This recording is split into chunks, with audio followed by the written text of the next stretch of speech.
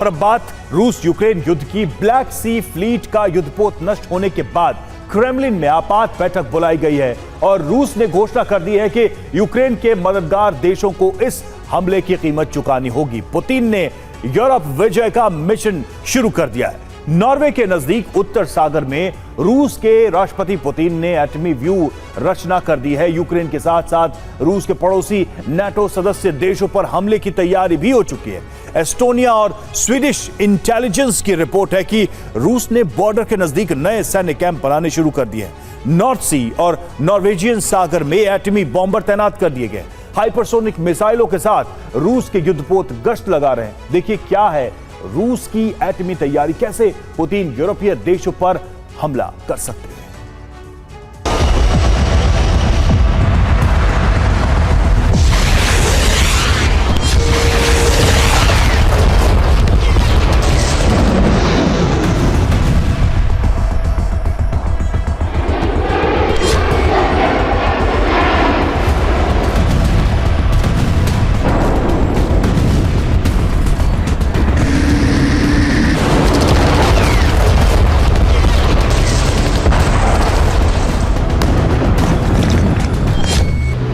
NATO border पर गश्त लगा रहे हैं रूस के न्यूक्लियर बॉम्बर। स्वीडन के नजदीक गहरे पानी में मंडरा रही है रूस की पनडुब्बी।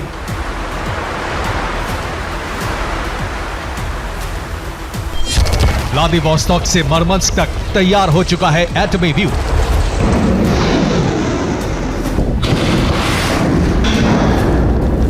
रूस की सीमा से सटे देशों पर बढ़ाई जा रही है सैनिकों की संख्या।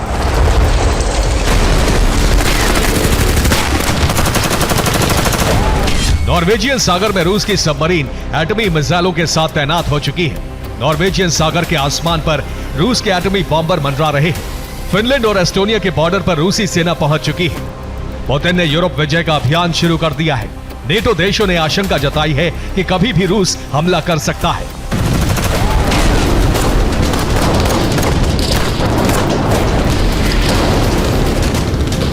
एस्टोनिया की खुफिया एजेंसी ने सबूतों के साथ नेटो हेडक्वार्टर को खुफिया रिपोर्ट भेजी है। रिपोर्ट में लिखा है कि पुतिन नाटो से युद्ध की तैयारी कर रहे हैं।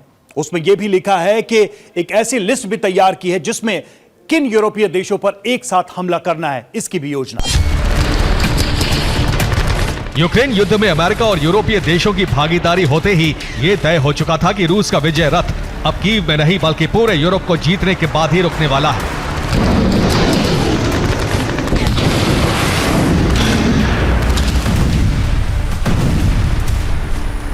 राष्ट्रपति पुतिन ने यूरोप विजय की सैन्य तैयारी की शुरुआत कर दी है। इस अभियान में सबसे पहला कदम है नॉर्वेजियन सागर से लेकर जापान सागर तक अपना वर्चस्व कायम करना।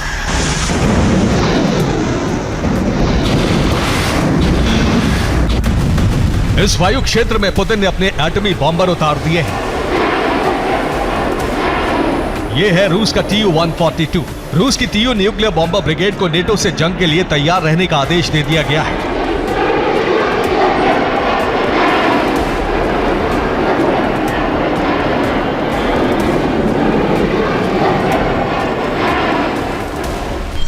रूस ने 10 TU-142 को नॉर्वेजियन सागर में उतार दिया है। इनको नॉर्वे और स्वीडन से लेकर जापान तक वायु क्षेत्र रक्षा की जिम्मेदारी दी गई है। इसका टारगेट नेटो देशों की सबमरीन और युद्धपोत है। बॉर्डर के नजदीक TU-142 बॉम्बर पहुंचने से नॉर्वे और स्वीडन में तनाव है।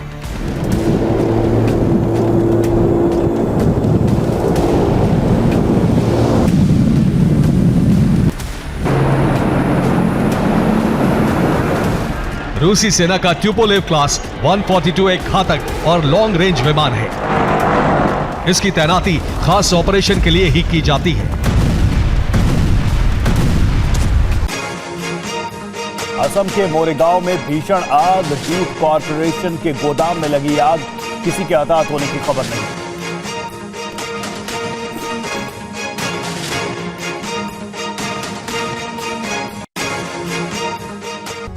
और रूस का TU-142 long range anti submarine aircraft है। इस विमान में 10 सदस्यों वाला क्रू बैठता है। इसका कॉम्बैट रेडियस यानी एक बार में उड़ान क्षमता 5200 किलोमीटर है। इस विमान की रफ्तार 855 किलोमीटर प्रति घंटा है। इसकी लंबाई 52 मीटर है और चौड़ाई 50 मीटर है। रूस का Tu-142 उत्तर सागर से जापान सागर तक गश्त लगाएगा, यानी रूस के मरमांस्क, डिक्सन, हातांगा तिक्सी से व्लादिवोस्तोक तक ये विमान गश्त करेगा। इस गश्त में नॉर्वेजियन सागर, बैरन सागर, कारा सागर, पूर्वी साइबेरियन सागर, बेरिंग सागर और जापान सागर तक ये रूसी वायु क्षेत्र की रक्षा करेगा।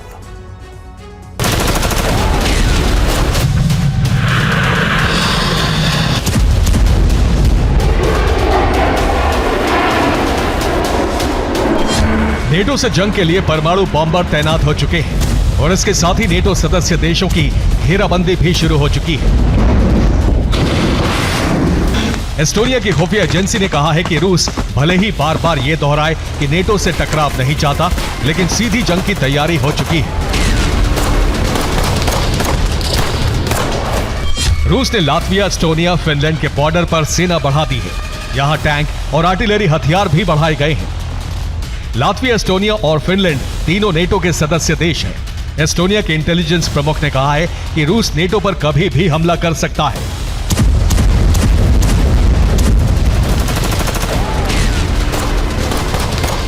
फरवरी 2022 में रूस ने लातविया, एस्टोनिया और फिनलैंड बॉर्डर पर 19,000 सैनिक तैनात किए थे। इन सैनिकों के साथ 2000 बख्तरबंद वाहन, 1000 तोप और टैंक तैनात किए गए थे। फरवरी 2024 में संख्या 2 गुनी कर दी गई। अब तीनों देशों की सीमा पर 38,000 सैनिक तैनात हैं और 4000 से ज्यादा बख्तरबंद वाहन भेजे गए हैं। तोप और टैंक बढ़ाकर 2000 कर दिए गए हैं।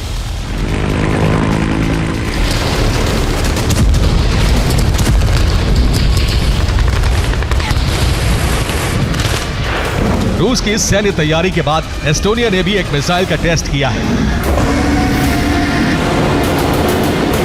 रूस की सैन्य तैनाती के बाद एस्टोनिया ने blue sleeper anti ship missile का टेस्ट किया। एस्टोनिया ने कहा है कि ट्रक माउंटेन मिसाइल सिस्टम का परीक्षण सफल रहा है। नेटो खेमे ने भी रूस से जंग की बड़ी तैयारी शुरू कर दी है। ब्रिटेन ने नॉर्वे की सुरक्षा के लिए ऑपरेशन क्लॉकवर्क शुरू कर दिया है। यूनाइटेड किंगडम के सैनिक नॉर्वे पहुंच चुके हैं और ठंडे इलाके में जंग लड़ने की तैयारी शुरू कर दी है।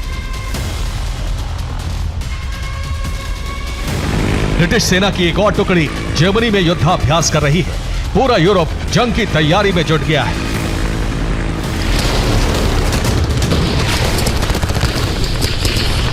इस बीच फ्लाइट ट्रैकिंग सिस्टम से मिले डेटा से जानकारी मिली है कि अमेरिका यूरोप के कई देशों में हथियारों की तैनाती कर रहा है। खुफिया रिपोर्ट है कि अमेरिका के कार्गो विमान कतर और सऊदी अरब से उड़े। इनको रूट बदलकर फिनलैंड, नॉर्वे और स्वीडन भेजा गया। इन विमानों में हथियार लदे हुए थे। फिनलैंड, नॉर्वे और स्वीडन में अमेरिका बड़े पैमाने पर हथियार तैनाती कर रहा है।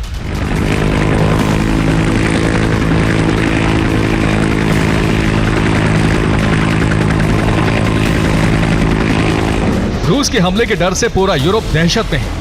यूरोपियन यूनियन की संसद में भी यह डर जताया गया है कि अमेरिका न्यूक्लियर बम पर निर्भर रहना यूरोप के लिए खतरनाक होगा। जर्मनी की यूरोपियन यूनियन की सांसद कैटरीना वार्ली ने कहा है कि अमेरिका के सहयोगी यूरोपीय देशों को अपने परमाणु हथियारों की जरूरत है। आत्मरक्षा के लिए अमेरिका पर पूरी तरह निर्भर रहना भविष्य में संकट बन सकता है।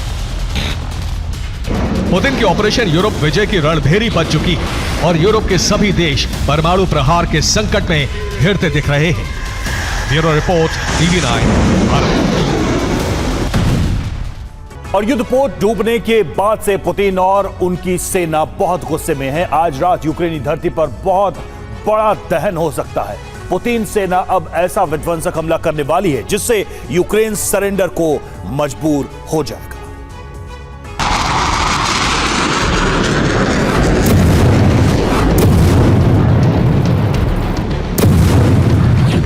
डोनेस्क में रूसी सेना ने इतना विध्वंसक हमला किया कि 24 घंटे के अंदर ही यूक्रेन के 575 सैनिक खत्म हो गए।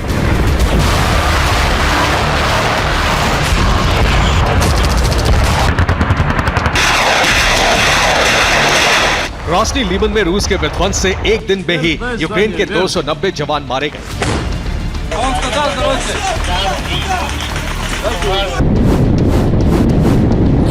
खार्किव में रूसी हमलों में यूक्रेन के 150 सैनिकों का संहार हो गया।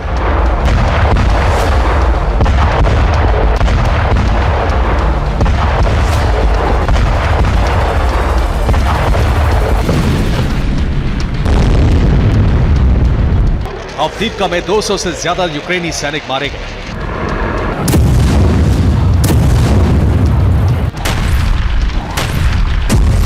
ज़ेपोरिज़िया में 190 यूक्रेनी जवानों का खात्मा हो गया।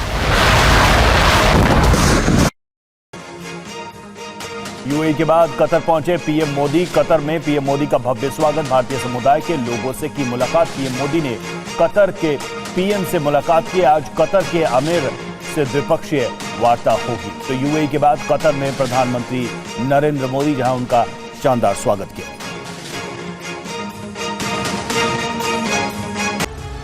एलन मस्क और व्लादिमीर पुतिन के बीच एक सीक्रेट डील की खबर से पहले ही पेंटागन में कोहराम मचा हुआ है।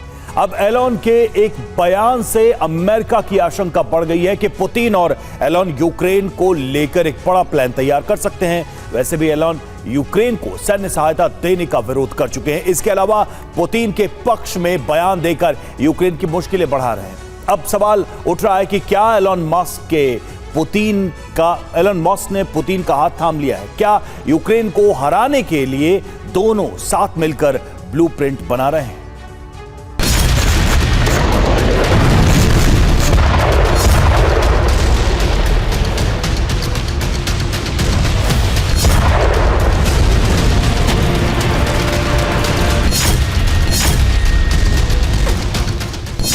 जिसकी मदद से यूक्रेन ने रूसी ड्रोन को ध्वस्त कर दिया, वो शख्स अब मदद देने से पीछे हट रहा है।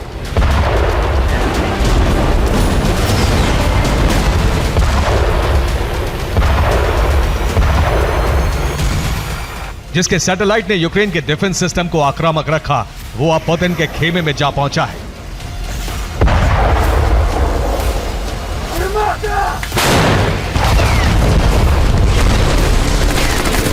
जिसके स्टारलिंक से रूस की खुफिया जानकारी यूक्रेन तक पहुंचती रही, वो रास्ता अब ब्लॉक हो गया है।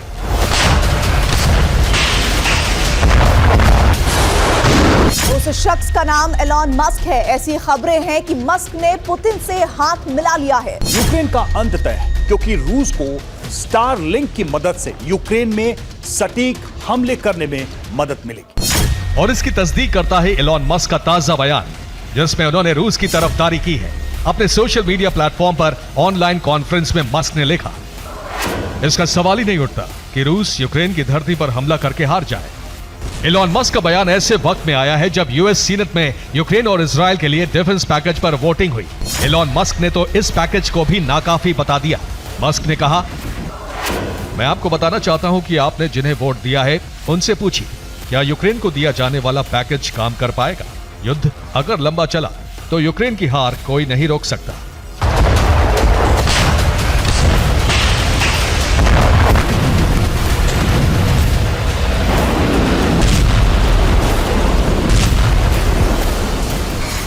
एलन मस्क के बयान के बाद यूक्रेन और अमेरिका में हड़कंप मच गया है। अब उन्हें शक की निगाह से देखा जा रहा है। पुतिन के समर्थक के तौर पर एलन मस्क को लेकर सोशल मीडिया पर खूब बातें की जा रही हैं। हालांकि एलन मस्क ने रूस को स्टारलिंक का एक्सेस देने से साफ इनकार किया है। उन्होंने अपने ऊपर लगे आरोपों को बेतुका और बकवास करार दिया है। इस बीच यूएस सेनेटर विस्कॉन्सिन ने भी एलन का समर्थन किया है। उन्होंने कहा है कि रूस को हराने की सोच रखने वाले दरअसल एक सपना देख रहे हैं।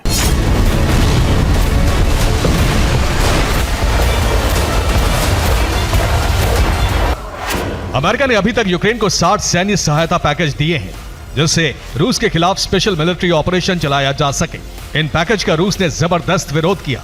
अमेरिका और नेटो को रूस ने एटमी धमकी भी दी, लेकिन यूक्रेन को मदद पहुंचानी बंद नहीं हुई। हालांकि इजराइल हमास युद्ध की वजह से अमेरिका मिडिल ईस्ट में फंस गया है। लाल सागर में हूती ने उसके खिलाफ मोर्चा खोल दिया है।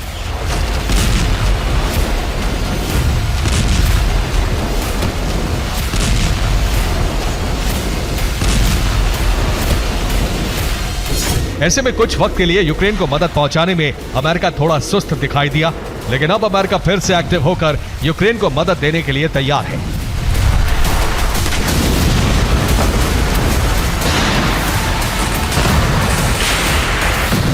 खास बात यह है कि अमेरिका में इस मुद्दे को लेकर दो गुट बन गए हैं। रिपब्लिकन खुलकर इलॉन मस्क के समर्थन में आ गए हैं।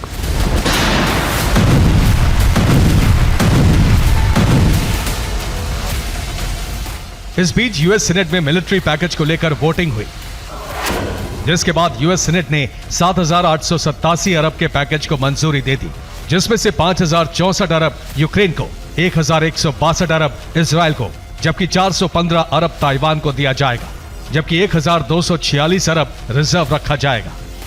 यानी अमेरिका 3 फ्रंट पर दबदबा कायम रखने के लिए अच्छा खासा पैकेज देने जा रहा है।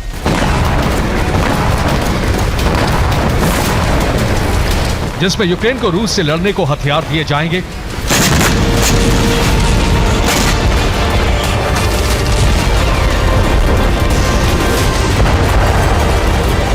जबकि इजराइल को हमास के खिलाफ लड़ने के लिए बम गोले दिए जाएंगे।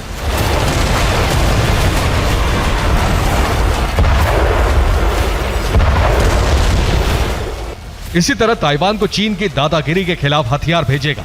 इस बीच इलॉन मस्क की कंपनी स्पेसएक्स से स्टारलिंक उपकरण की रूस से डील के खुलासे से पेंटागन में हड़कंप मचा हुआ है।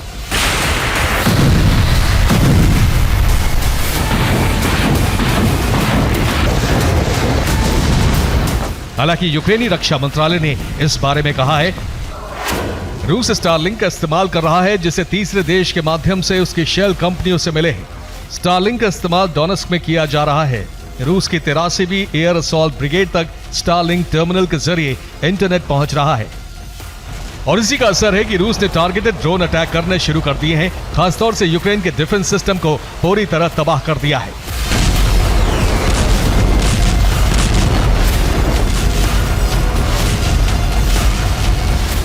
इस बारे में इलॉन मस्क ने सोशल मीडिया प्लेटफॉर्म पर बयान में कहा है, स्पेसएक्स रूसी सरकार या उसकी सेना के साथ किसी भी तरह का व्यापार नहीं करता है। स्पेसएक्स द्वारा रूस को स्टारलिंक टर्मिनल बेचने की खबरें झूठी हैं। लेकिन यूक्रेन को इलॉन मस्क पर भरोसा नहीं रह गया है, खासतौर से तब जब इलॉन ने यूक्रेन के खिलाफ बयान दिया है, जिससे साफ है कि इलॉन और पुतिन में कोई बड़ी डील हो चुकी है। Bureau report, TV9 Bharatvarsh.